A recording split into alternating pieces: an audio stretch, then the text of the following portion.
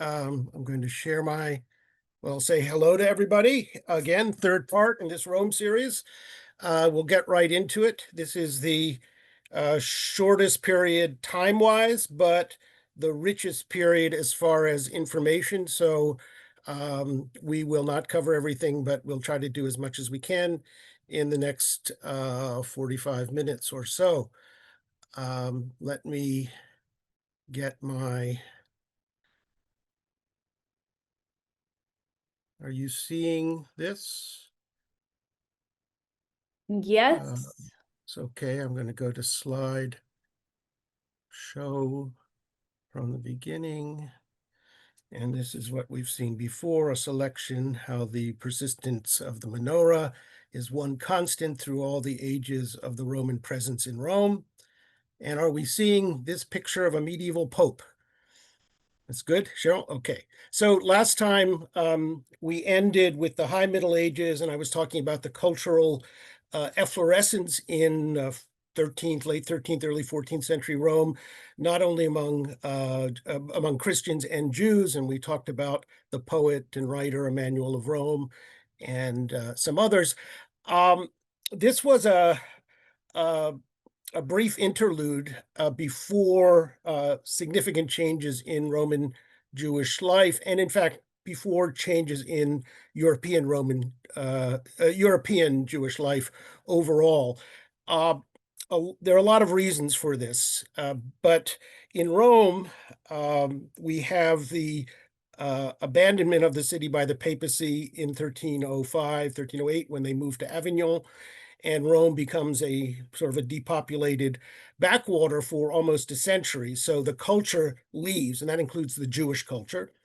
But also then in the 1400s and 1500s, a series of setbacks cause other problems, which I'll address in just a second. I don't want to move forward, though, without bringing attention to this fellow here, Pope Innocent III, who was one of the most powerful popes of the High Middle Ages, and one of the most influential. He called the Fourth Lateran Council in Rome in 1215. This actually continued a lot of the legalese of previous decades in the papacy, but it codified a number of policies, particularly restrictions regarding interactions between Christians and Jews, Christians and Muslims, Christians. Eventually, these would be also put into place for heretics, Protestants, and others in the 16th century. But the Fourth Lateran Council in 1215 lays out some very strict requirements for the relationships between Christians and Jews, which will be interpreted differently over time in different times and places, sometimes leniently, sometimes almost ignored, but they're always there on the book so that people can come back to them and enforce them if they're particularly doctrinaire. And we see this even in our own legal process here in the United States, where obscure laws or laws that have been tacitly ignored suddenly are revived by ideologues for different reasons, depending on that person's political, religious, social agenda. So Innocent was very, very powerful, and his teachings, his writings, his what he oversaw with the Lateran Council lays the framework for the separation of Christians and Jews going forward in Europe. It also starts with having Jews having to wear particular types of clothing and badges, and not interacting with Christians, not having Christian servants, different sorts of limitations on contact, but over time it will accelerate. And this is part of the understanding of the Christian-Jewish relationships that were first laid out by Gregory the Great, back in around 600, when he said, we have to tolerate the Jews, but we don't have to really accept them. And then increasingly, after the 11th, 12th century, the emphasis became on conversion as a way of integration of Jews, and conversion policy and exclusion policy sort of went hand in hand. It was the carrot and the stick. We would isolate you, but if you want to join us and convert, we will welcome you and accept you. And this policy plays out in the expulsion of the Jews from Spain, or actually the mass conversions in 1391 and then the expulsions in 1492, but also in the institutions of the ghetto in Venice in 1516, and then particularly in Rome in 1555. So, as I said, these policies go up and down. In Rome, it's not particularly drastic. In the 13th century, there's a lot of tolerance, and Jews are playing a very important economic role in the city. So they are welcome to some extent. If not welcome, they're at least tolerated.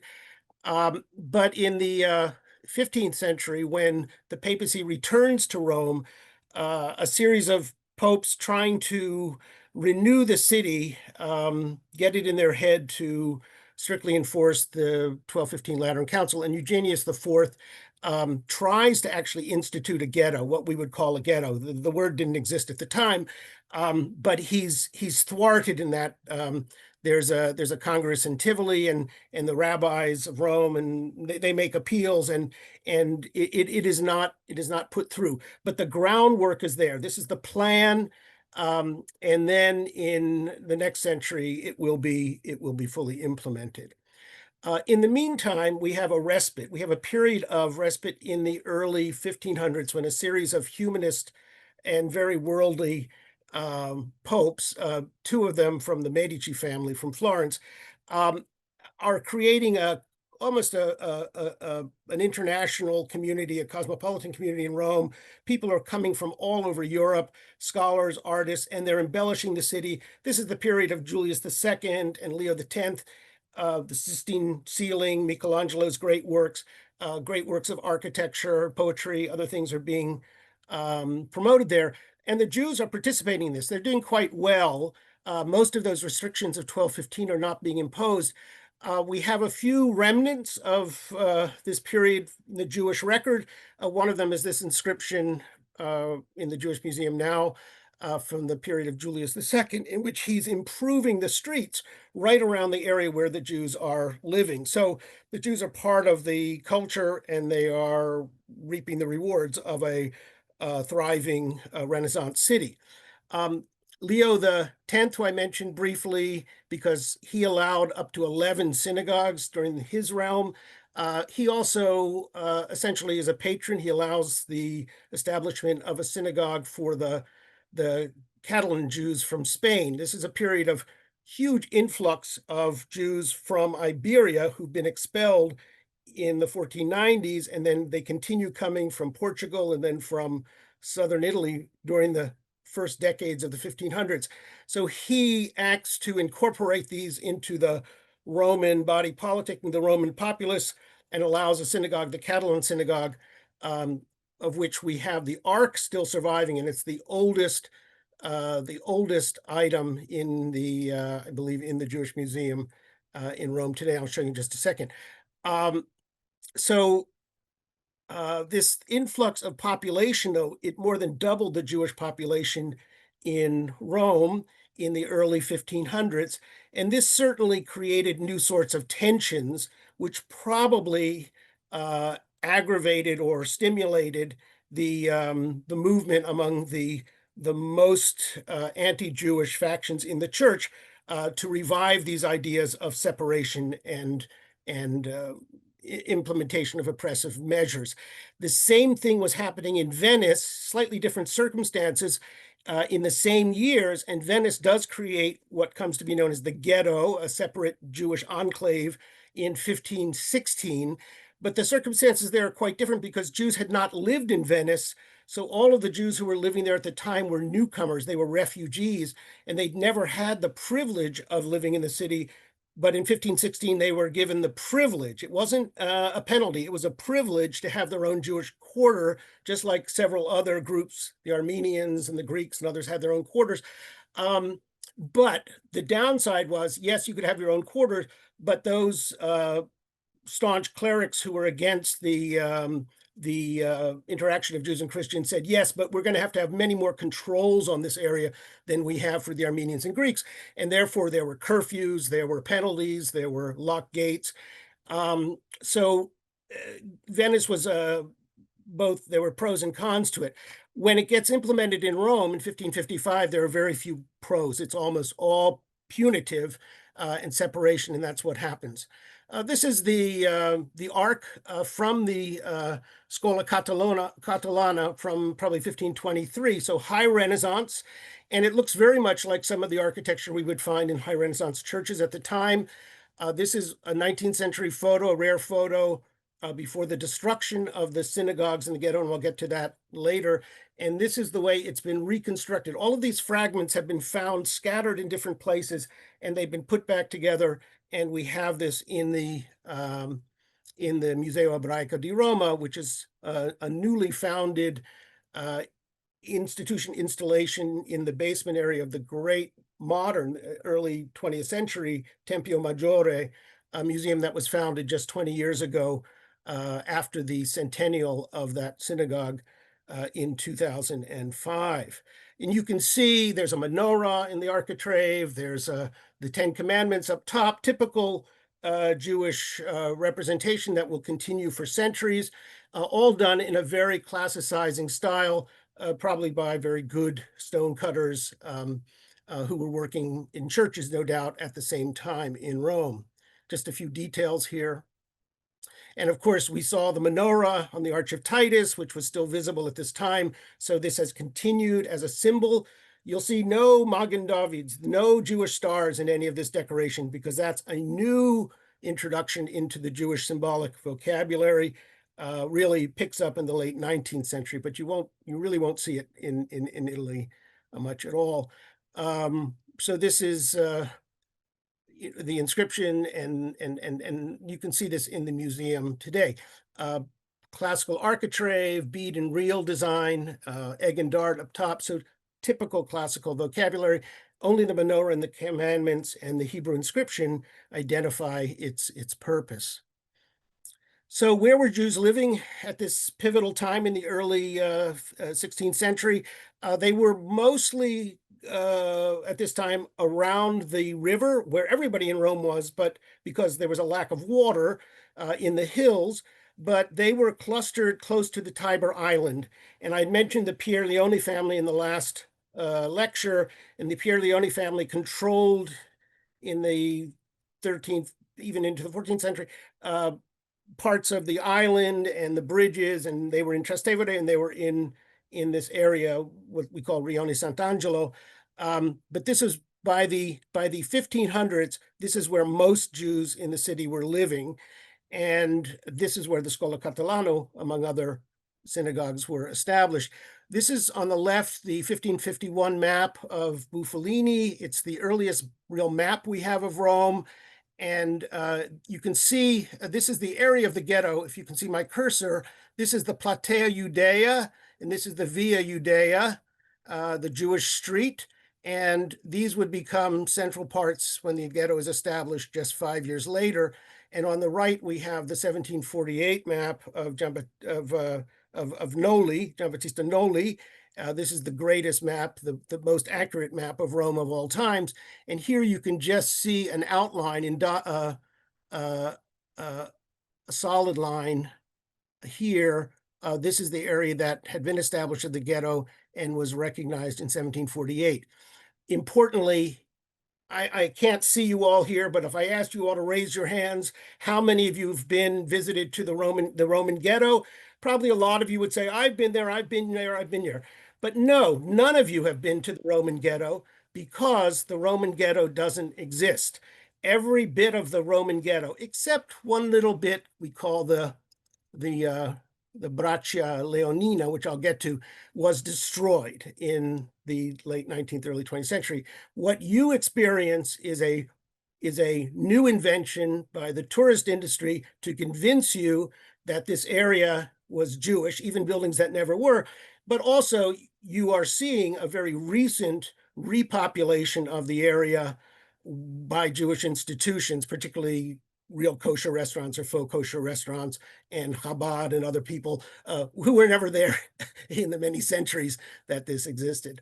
All right, so vicissitudes changed everything in Rome in the 1500s. The big thing is the sack of Rome in 1527, when the forces of the emperor come in, and for 2 years they occupy, they loot the city, they destroy so many things, they kill about 20,000 people, and all precious objects, silver, gold, from churches, from palaces, and from synagogues too, are looted.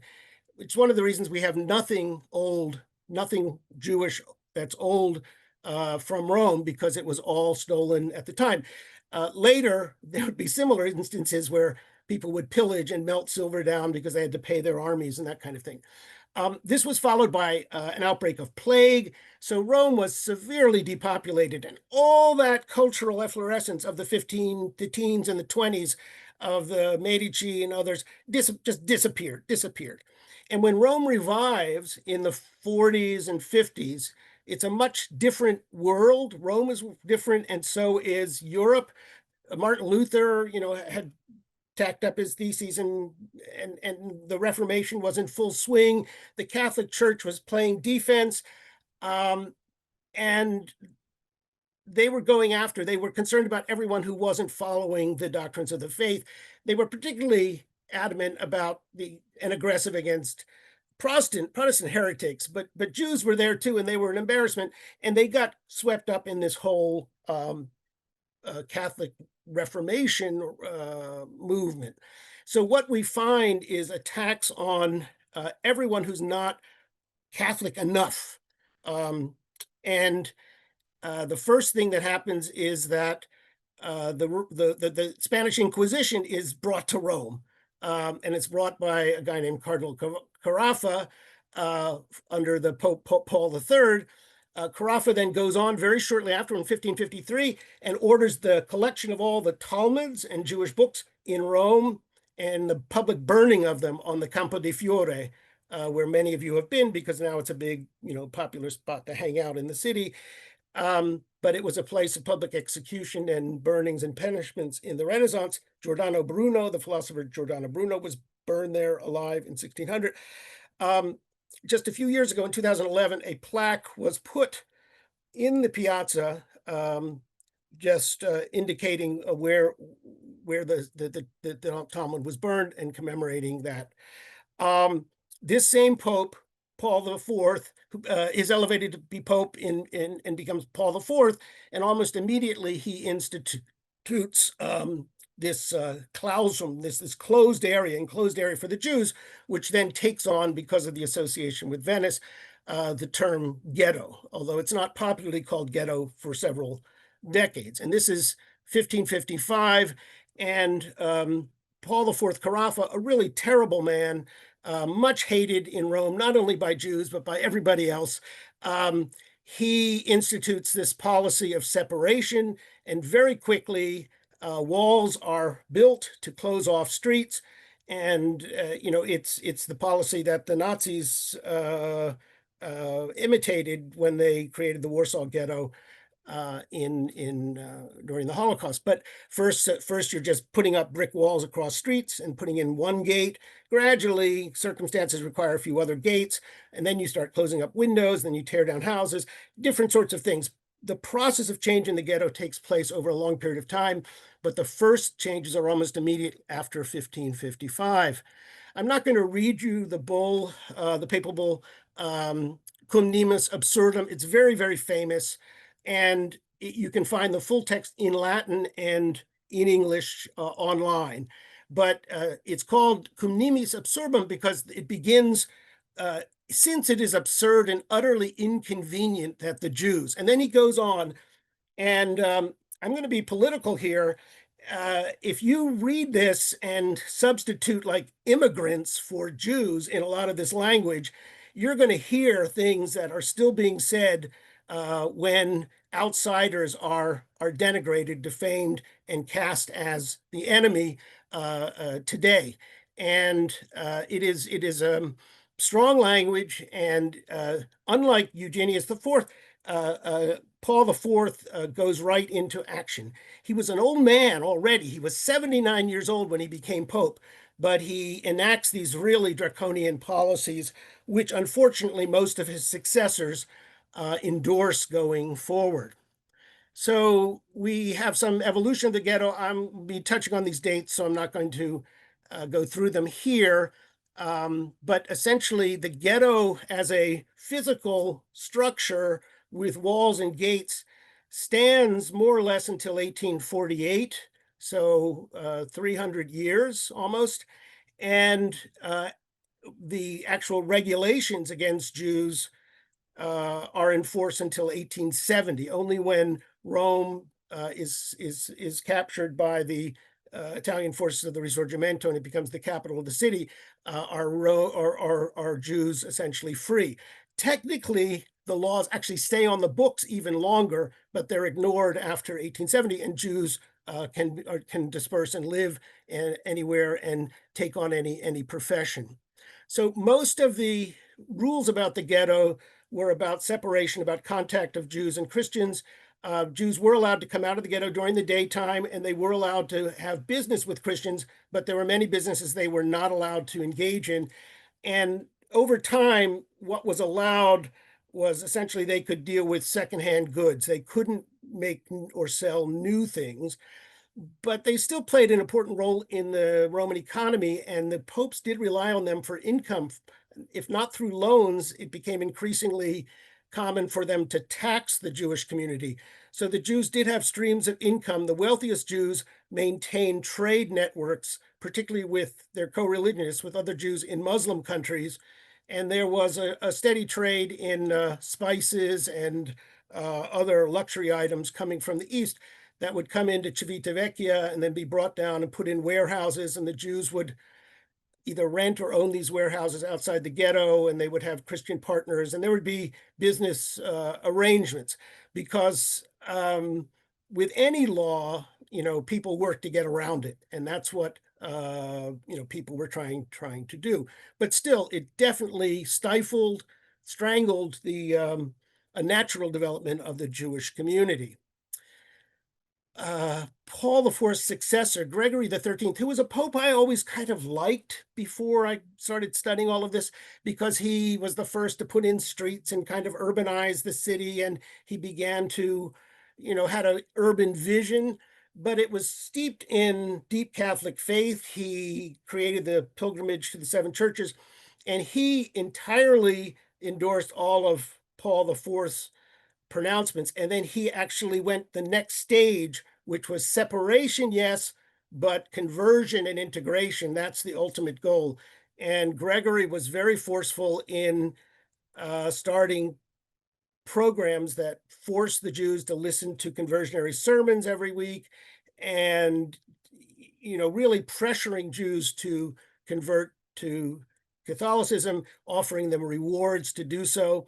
And this created a situation over the centuries where those small number of Jews who did convert, but there were conversions all the time, and they were baptized once a year. They needed at least one Jew to convert every year to have a ceremonial baptism at the baptistry at St. John Latter in the cathedral.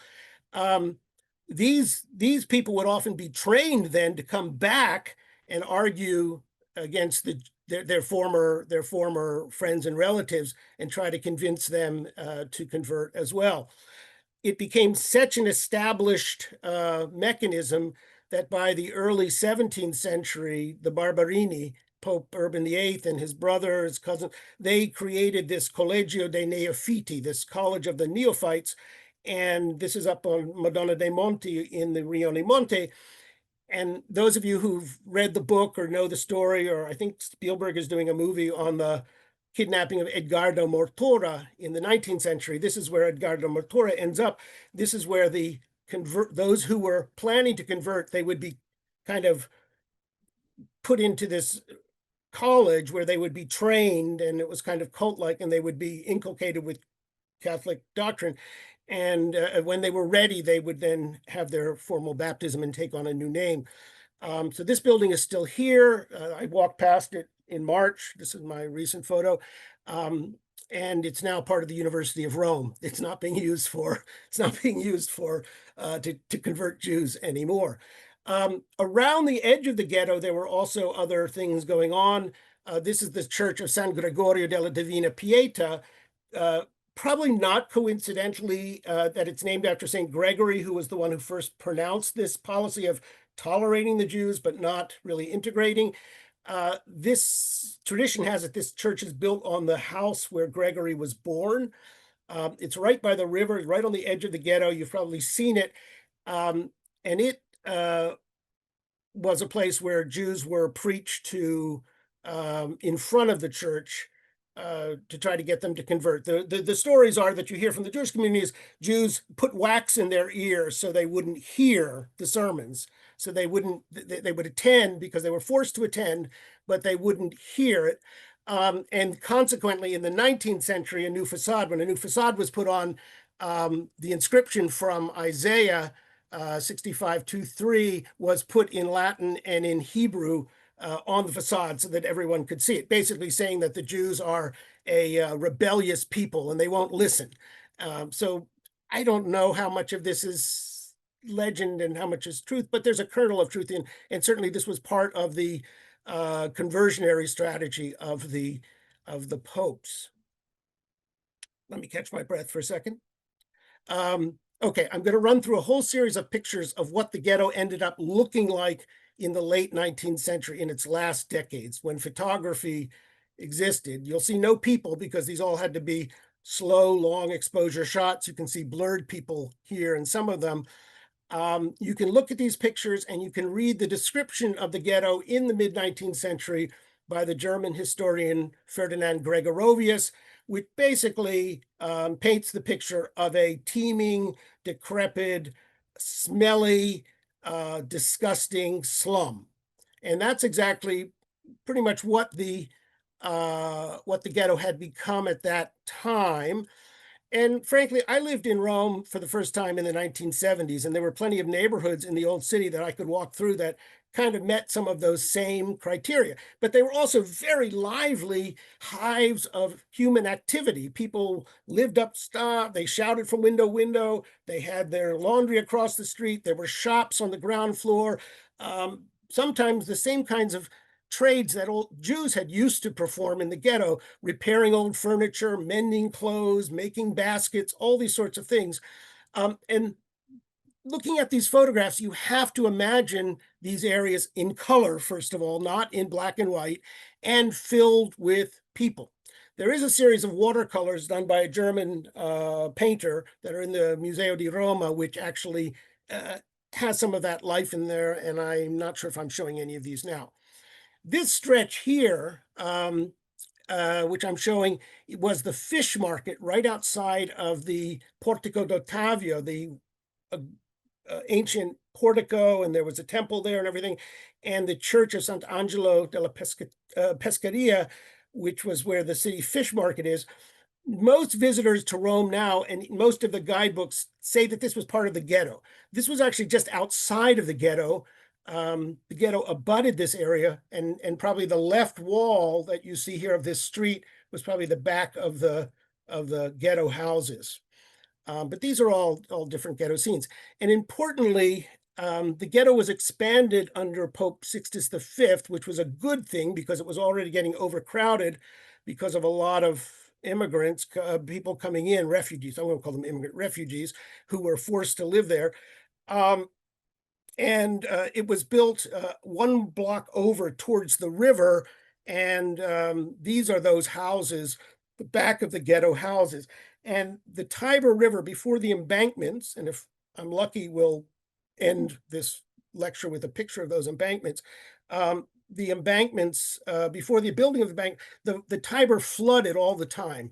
So you can see that this was a very unhealthy area, and the ghetto was one of the lowest areas of the city. The bridge is still there. This is the Lungotevere is there now. And so it was prone to flooding and all sorts of diseases because of that. Okay, so here's the ghetto begins to appear in maps in Rome, the view plans 1577, the Duperac map, and you can see it has a number of gates, and Initially, there was only supposed to be one, but eventually there were at least five, maybe even seven. This was the gate close to the bridge here. And then there was an area out here called the like the small ghetto, and a lot of Jews rented warehouses for their goods there that they did commercial work with.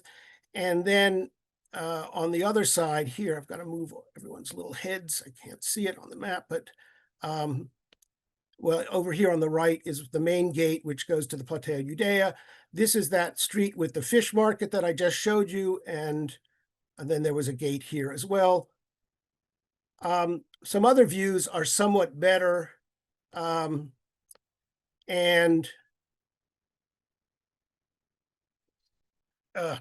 this is the Tempesta plan of 1793, and you can get a sense. Here's the gate off the Platea Judea, which was outside the ghetto. And in a minute, I'll show you there was a fountain there. That's where Jews had to get their water initially. This was a main street through the ghetto. And then you can see that it actually becomes quite densely populated. And it goes from a few hundred to a few thousand, and at its maximum, probably 5,000 to 6,000 people. So it was probably the most densely populated area of the entire city. And this is the plan by Maggi from 1625. And the same things are shown, but I want to point out this one street here, a straight street with gates at either end. And this is when Sixtus V expands the ghetto in the 1580s. This area is added. And this street, which was known as the Via Maior and was a major Roman artery going all the way from the Ponte Sant'Angelo, which is where people came from the Vatican into the city, all the way up to the Ponte Fabrizio, the Ponte Quattro Capi, as it's known because of a sculpture with four heads. Those were the primary bridges to get across the Tiber. So this street was very important. Originally, it was just outside the ghetto, but Sixtus included it.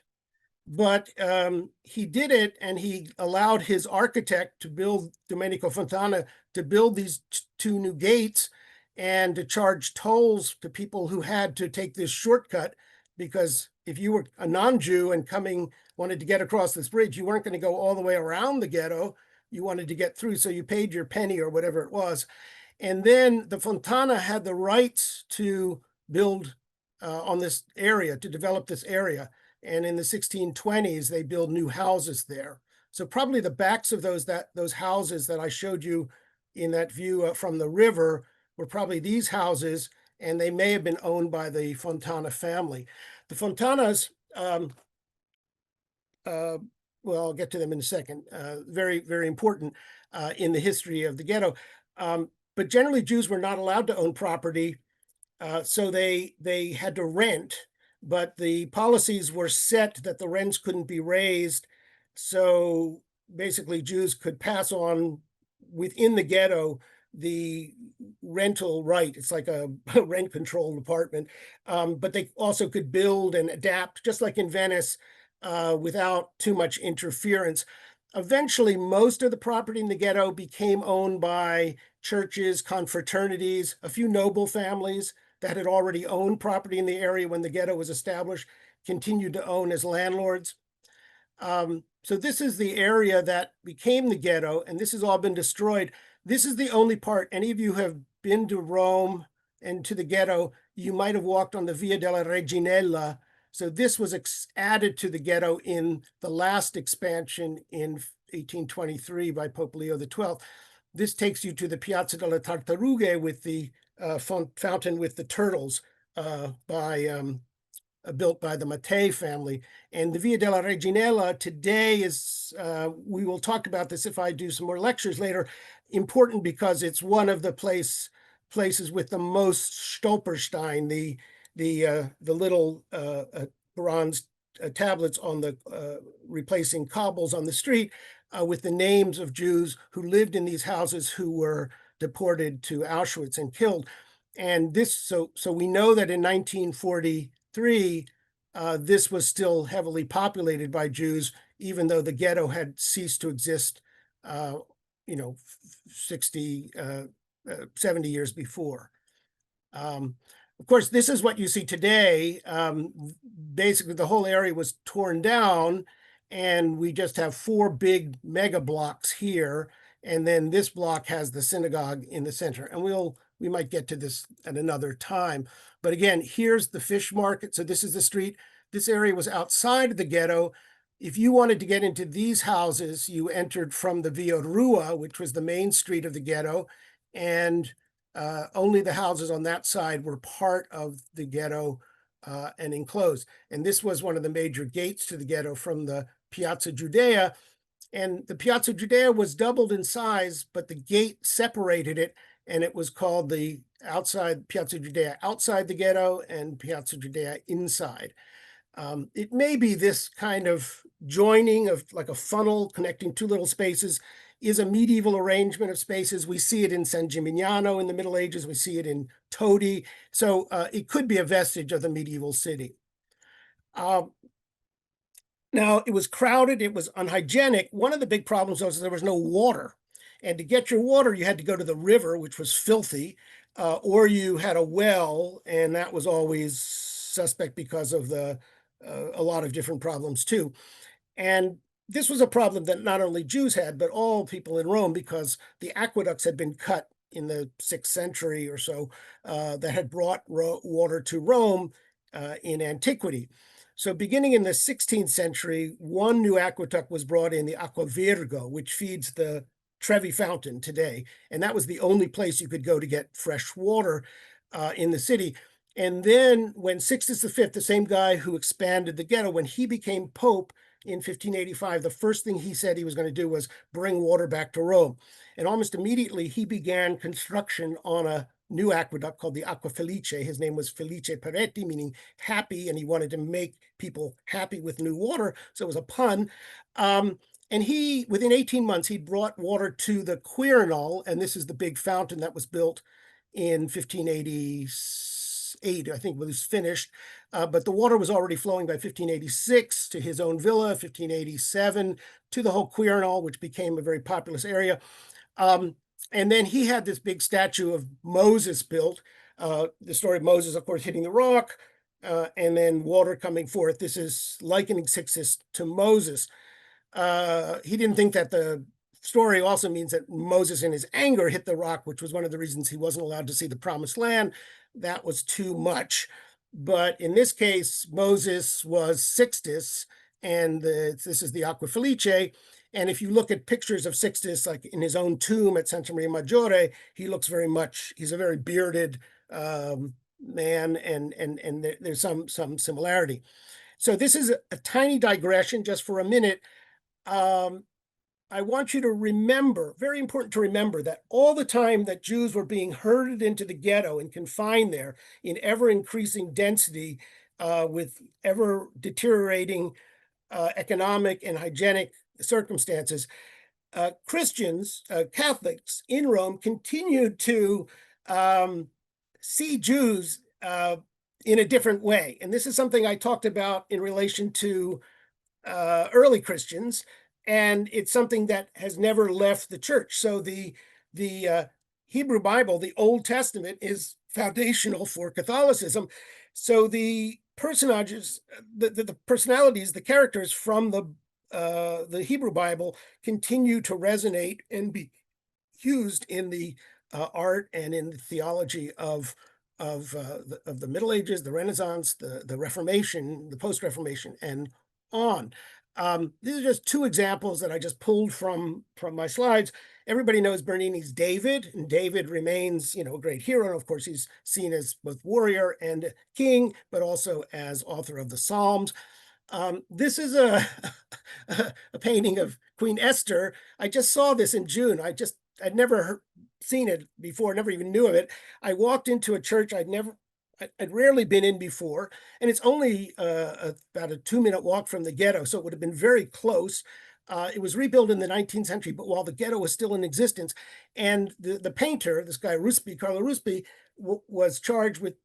It's like great women of the Hebrew Bible are on the vault. So it's Deborah, it's Judith, it's Abigail, and it's and Esther. So here are these Jewish women, nice blondes you can see, being celebrated just a few blocks from the ghetto, where in 1860 Jews are still being essentially imprisoned. So this contradiction remains at the heart of the Jewish existence, the Jewish-Christian relations in Rome throughout history. Okay, the fountains. This was a fountain that almost came to the ghetto. It was in the Platea Judea outside, but it was meant to. The idea was to bring water, but it didn't come. The Sistine water was supposed to come. It didn't come until that Aqua Felice, a new fountain. Here's the gate of the ghetto. So this is outside the ghetto. There's the fountain. This is what it looked like in the 1880s. This is it today. It's now inside what was the old ghetto, but the old ghetto has been destroyed. This is where the 5 synagogues were. And then it wasn't until Pope Paul V brought a fountain into that same piazza, Piazza delle Cinque Scuole, where the synagogues were, that Jews actually had water within the walls. And there were places to get water for washing, for drinking, and for, I think, even for animals. There was a trough.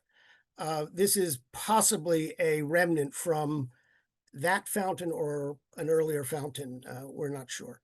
Okay, so the synagogues. Let me quickly run you through the important synagogues. I mentioned Leo X had allowed 11 synagogues. We know the names. They were spread out in Trastevere, in the city. We don't know their exact locations. But when the ghetto was formed, Paul IV said you can have one synagogue. So the compromise, you could have one synagogue building, but multiple congregations within that building. Something we know about today in many congregations, modern congregations, and something that still exists in the Tempio Maggiore in Rome, where you have a Sephardi, a Libyan congregation, you have a Roman, Italian congregation.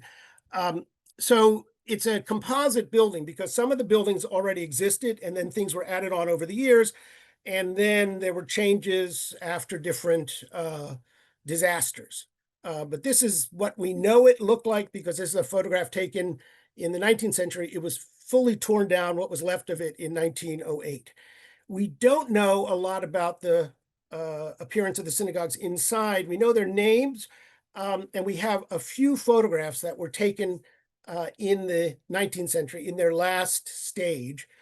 This is the Scuola del Tempio, which is probably the oldest congregation and represents the old Roman Jews.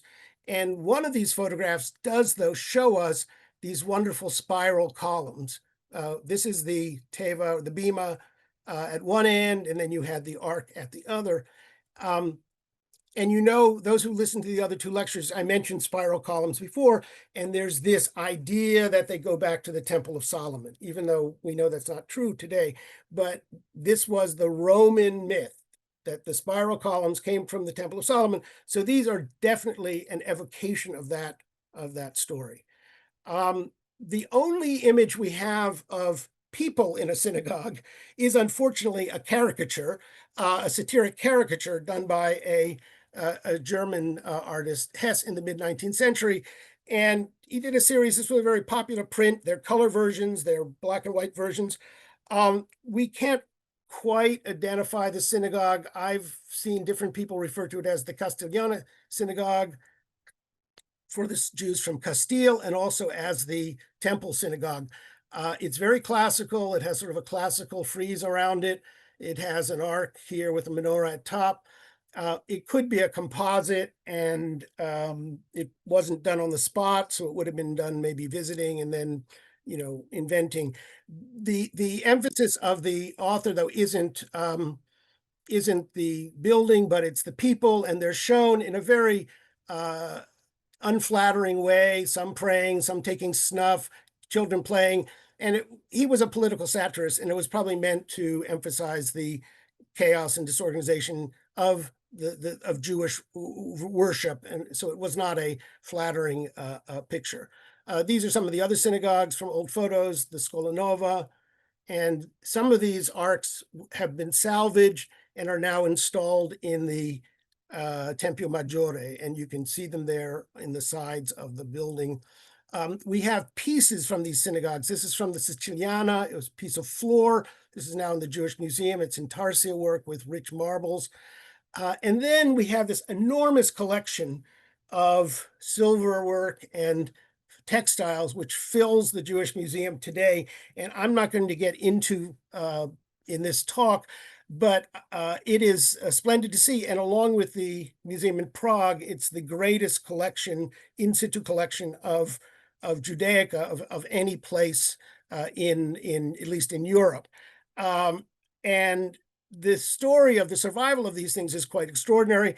I mentioned earlier work was all plundered, but later work was probably hidden. And we know specifically how it was hidden from the Nazis, but it was also probably hidden when Napoleon came, because everyone had to give silver and gold and medals to Napoleon and the French because they melted them down to make bullets, but also to make silver coins.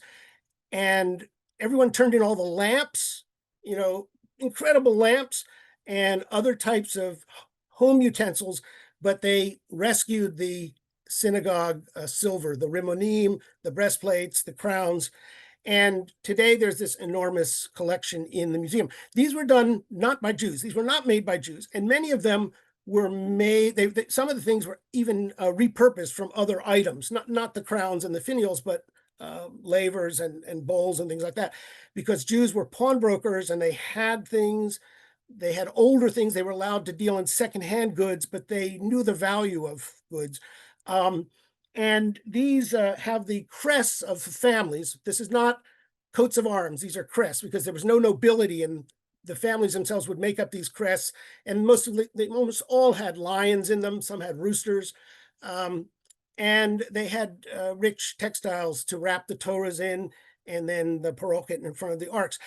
What we find is that a family would donate a piece, and then over the years would donate more and more pieces. So it's like a wedding registry, but you're getting married to the synagogue, where first you give the plates, and then you give the glasses, and then you give the tureen. So here, first you might give the Torah crown, and then you might give the finials, and then you might give the mapot. But over time, the family would create a whole collection of ceremonial objects for the particular synagogue to which they belong. And since there were 5 synagogues, dozens and dozens of wealthy families, the wealthiest families, did this over time. And it's been, this, by the way, is coral. This comes from Livorno, where Jews had a monopoly on coral working. And this was donated in the 1740s, I think, by one of the families to one of the synagogues. One of the last pieces from 1860, we don't know who carved this, but it's a richly carved Elijah chair for circumcision that's in the museum. And then, of course, shortly after this, you would have the Emancipation, and then a whole new era of patronage would begin. Okay, so everything changes. 1848, 1860, 1870. And then Jews are liberated. By 1904, a new synagogue that you see here competing with St. Peter's in the background is erected. This is what it looks like more or less today. It's actually just gone through a restoration, so these photos are a little older. I should have used my newest ones, and you can see how ornate it is, and I hope we get a chance to talk about that at another time. This is where the synagogue is. Everything here was torn down between 1870 and 1908. And a new quarter was built. And then the Lungotevere runs where so much of the ghetto once was. So when you go to Rome, you can say, I went to where the ghetto was, but you really can't say, I went to the Jewish ghetto, because the Jewish ghetto is something of the past, not of the present. All right, so thanks very much. And we can open it up to questions. Okay. Thank you very, very much.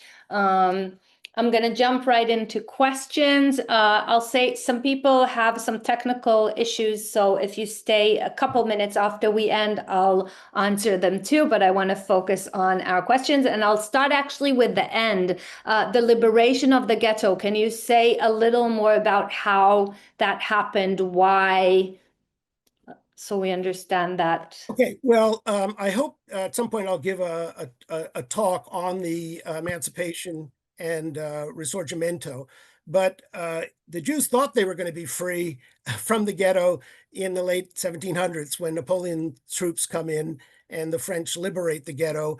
The gates are torn down for the first time, and then they're rebuilt, and they're torn down again, and they're rebuilt. So between the late 1790s and the early, I think, 1814, there's several openings and closings of the ghetto. Then the popes reassert authority, and they clamp down, and then you have the extension of the ghetto, that Braccia Leonina. 1848 comes, there's a revolution in Rome. This is when Garibaldi and the Thousand are in Sicily. They're defeating papal forces. You're beginning of the Risorgimento in Piedmont. The Risorgimento means the rebirth of Italy and the creation of a new national state under the leadership of the Savoy kings. And the people in Rome rise up, and there's a revolution, and Garibaldi's people, they're fighting on the Janiculum, and it looks like they're going to win, but the Pope gets an alliance with the French, and they come in, it's suppressed, and the ghetto is reinstated. Everything, even though the walls have been torn down, everything is reinstated again. Not everything is rebuilt, but all the restrictive laws are in place. 1860, this new Kingdom of Italy is declared, and everywhere in the Italian peninsula, it's a free new country, except the city of Rome, which is controlled by the popes, and the French army is there protecting them. And it takes another 10 years before they're kicked out, and the Victor Emmanuel and the force of the Risorgimento take Rome, and it becomes the capital of the new city. And then everything changes. Everything changes. The population changes, the economy changes, the topography changes, buildings are torn down, new buildings are built, totally transforming the city. It's the biggest change since the fall of Rome. And that's sort of the city that you see today. And the Jews were free. I mean, and they could move anywhere. Some of them continued the same professions. I mentioned last time there was a Jewish bookseller in the atrium of Old St. Peter's during the 1400s. Well, probably today, I know when I lived in Rome in the 70s and the 80s and other times, a lot of the souvenir sellers around the Vatican selling all these Catholic tchotchkes, if you will, they're all Jews. It was a Jewish profession. The postcard sellers were Jews. So old traditions, now their children probably have gone to university and they're all professors now, but it was a slow change. And of course, there was fascism and the Holocaust in between, which also has its own history, which I hope that we can explore at another time. Okay, thank you. So now I'm going back to the beginning. There were a few questions about who inspired the type of closure of the ghetto in Rome, because you mentioned that later that was the walling off was the inspiration for Nazi Germany, but were they looking at some other places in the world and being inspired from there? Someone mentioned the Frankfurt Judengasse, like. Yeah. I mean, Frankfurt was essentially it was a ghetto, but it was somewhat more open. There were Judenstrasse, Judengasse. There was the Rue des Juifs in medieval Paris. Jews were clustered in many different areas in different times in different places, but never with the strong ideological and theological basis that lies behind the ghetto. And there were efforts beginning, as I said, in the 1200s to separate Jews and Christians, and they tend to accelerate in the 1400s. So there's a lot of different sources. In Spain, of course, there were Jewish quarters. So there were Jewish quarters going back to the ancient times, but these weren't ghettos because pretty much every local population had a quarter of some sort. Sometimes they were voluntary and sometimes they were enforced. But they tended not to have the kinds of draconian restrictions that we find in the Rome Ghetto of 1555. The closest parallel of that time was certainly Venice. And while the reasons for the establishment of the Venice Ghetto and the Rome Ghetto were quite different, the enforcement of Jewish separation in each place was somewhat similar. In truth, Venetians probably had different types of freedoms because both groups could leave the ghetto during the daytime, and then there were curfews. And they flourished in different ways because the Venetians had a community, a maritime community that they were connected to, and eventually, very quickly, the Sephardi community in the Ottoman Empire and other places. So they had kind of a support network that they could lean on. Roman Jews, not so much, but they did have some trading. They did have some trading. But because all the Jewish populations in Italy had been essentially, there was ethnic cleansing, if you will, if I use another term. I keep using these contemporary terms, but I think it's appropriate. I think it was 1628 when all of the Jews in all of the towns in the Papal States were forced to leave, and they could only live in Ancona and in Rome. And that was the time of the beginning of the massive overcrowding in the ghetto in Rome. Anyway, so there are all these different influences. I should say a lot of you know, if you know Italian Jews, a lot of them have place names for their last names. I think my friend Simone Nepi has spoken here from Boston. There's another historian, Serena Di Nepi, who's done a lot of important work on Rome. And a lot of these place names come from that moment when they have to come into the ghetto and they're given last names, and the last names are often the town that they came from. So I can tell you. I'm going to jump into a couple more questions, okay, because we have a few more. And one was for context, if you can say a few words about how Muslims were treated at the same time. In Rome, Muslims weren't treated. There just weren't. There just were very few Muslims. There were some Turks who came eventually, for delegations, but they were the enemy and they were politically separated. There were no residents. Who came were the Greek refugees from Byzantium who fled when the Turks took over. And we had communities from different places in Europe. We had the English, we had the Lombards and others places. And these people are usually designated in, well, we don't have all the censuses, but say the census of 1527. So we know where people came from. But it was, after 1517, it was a homogeneous Catholic community, and only the Jews stuck out. You couldn't be a non-Catholic, and if you were a Protestant, you'd be burned, you'd be killed, and those were the rules. Okay, and now we're going a few minutes over time, but I do want to manage to get in a few more questions. So there was a question where, similar to what we know from Spain, where people converted externally but remained Jewish in their home, the converso, was there a similar situation in Rome at the time? No, because there was no forced conversion in Rome. Despite there were pressures to convert and there were rewards given, but it had to be willing, and it wasn't the consequences of like convert or death.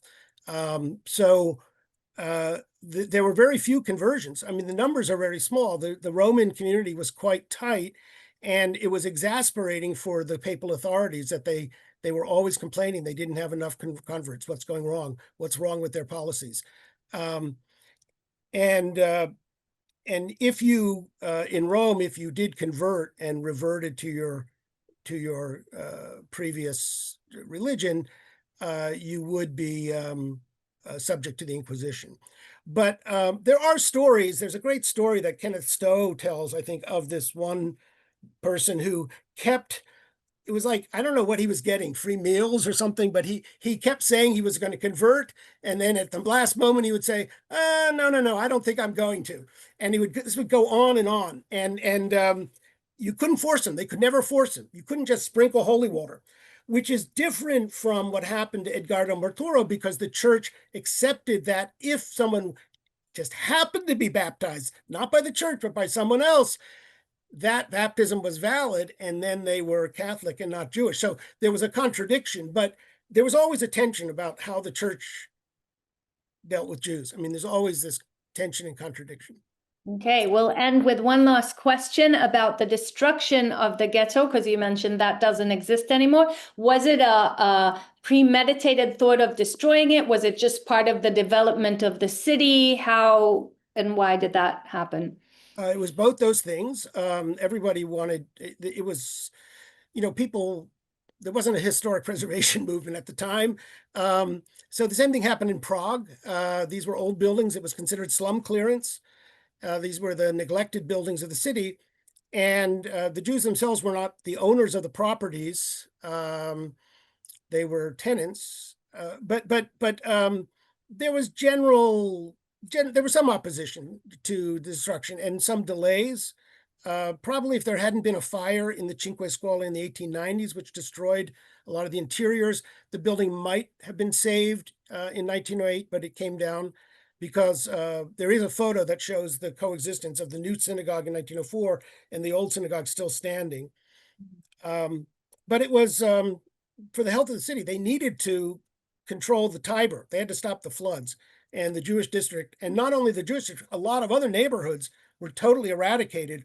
Very old neighborhoods along the riverfront on both sides, on Trastevere and on the Abitato side, in Ponte and Campomarzo and those areas. So, I think, I don't know. I think not that many people regretted it at the time. Okay, Sam, thank you so much. Okay, it's been a pleasure. This is just scratching the surface of the history of the Jews in Rome. And I've only, I'm an architectural historian and urbanist. I would love, you really need to dive into the ritual art. And of course, there's so much family history, very interesting family history that can be explored if any of you have Italian origin stories. So, Lovely. So there's much more. Thank you very, very much. And thank you, Sam, again.